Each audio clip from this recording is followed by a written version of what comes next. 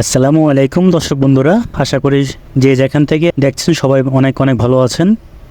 দর্শক বন্ধুরা, বাংলাদেশের মার্কেটে ভিভো তাদের নতুন একটি স্মার্টফোন লঞ্চ করেছে, আর এই ফোনটির নাম ভিভো Y17s। আর দেশের বাজারে এই ফোনটির 6GB র্যাম 128GB রোম এর প্রাইস রাখা হয়েছে 15,999 টাকা বা 16,000 টাকা। আর আজকের ভিডিওতে আমরা জানার চেষ্টা করব 16,000 টাকা বাজার সেগমেন্টে ফোনটি ওভারঅল কেমন হবে, ফোনটি কি ভ্যালুয়েবল ফর মানি হবে, নাকি এরকম প্রাইস সেগমেন্টে এর থেকেও বেটার কোনো অপশান আছে। সো পুরো ভিডিওটি মনোযোগ সহকারে দেখবেন, আর ভিডিওটি ভালো লাগলে ভিডিওতে একটি লাইক এবং ভিডিওটি বন্ধুদের সাথে শেয়ার করবেন। প্রথমে যদি ফোনটির ডিজাইন এবং বিল্ডিং কোয়ালিটি নিয়ে কথা বলি, তাহলে ফোনটির ব্যাক সাইড এবং ফ্রেমে থাকছে প্লাস্টিক, আর ফ্রেম থাকছে একেবারে ফ্ল্যাট। শুরুতেই আমরা কথা বলবো ফোনটির আনবক্সিং নিয়ে। ফোনটির আনবক্সিং করতে গিয়ে আমরা শুরুতেই পেয়েছি ভিভো Y17s মডেলটি, সাথে থাকছে ইউজার ক্যাটালগ, ম্যানুয়াল বই এবং ওয়ারেন্টি কার্ড।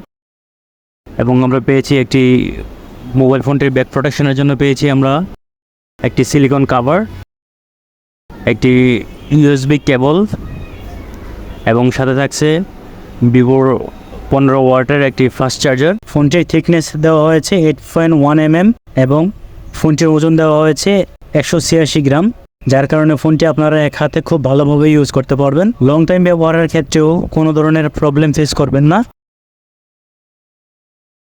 ফোনটিতে ফিঙ্গারপ্রিন্ট হিসেবে থাকছে সাইড মাউন্টেড ফিঙ্গারপ্রিন্ট সেন্সর, যা যথেষ্ট ফাস্ট এবং একুরেট।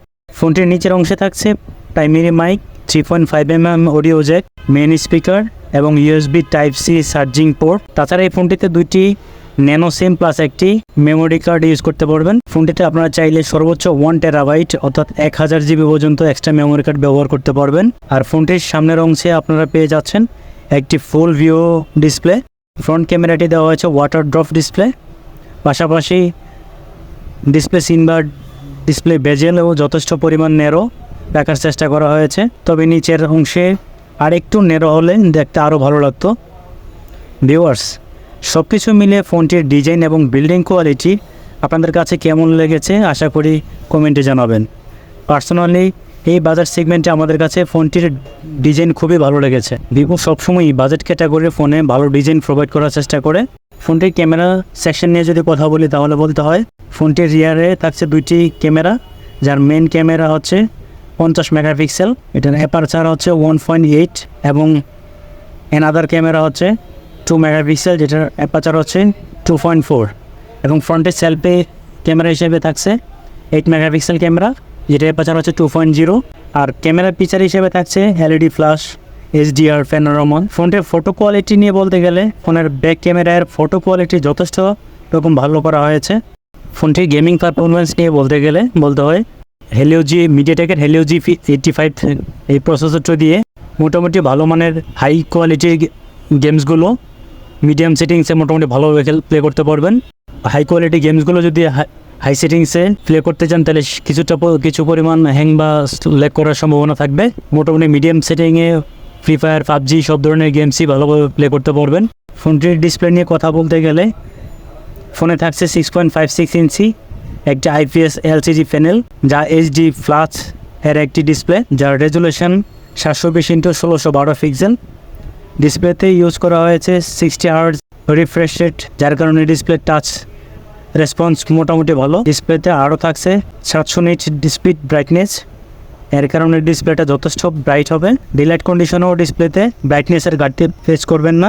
পাশাপাশি ইনডোর কন্ডিশনেও ডিসপ্লেটা যথেষ্ট ব্রাইট হবে। আর IPS প্যানেল হলেও ডিসপ্লে কালার কোয়ালিটি খুবই ভালো, ডিসপ্লেতে শার্পনেসের ঘাটতি ফিল করবেন না। ফোনটির অপারেটিং সিস্টেম দেওয়া হয়েছে ভিভোর নিজস্ব অপারেটিং পেন্টাচ 13 এবং অ্যান্ড্রয়েড অপারেটিং সিস্টেম অ্যান্ড্রয়েড 13। ফোনটিতে চিপসেট হিসাবে থাকছে মিডিয়াটেক Helio G85, যা একটি 4G চিপসেট, আর এই চিপসেটটির ট্রানজিস্টার সাইজ হচ্ছে 12 ন্যানোমিটার চিপসেট এবং GPU থাকছে Mali G52।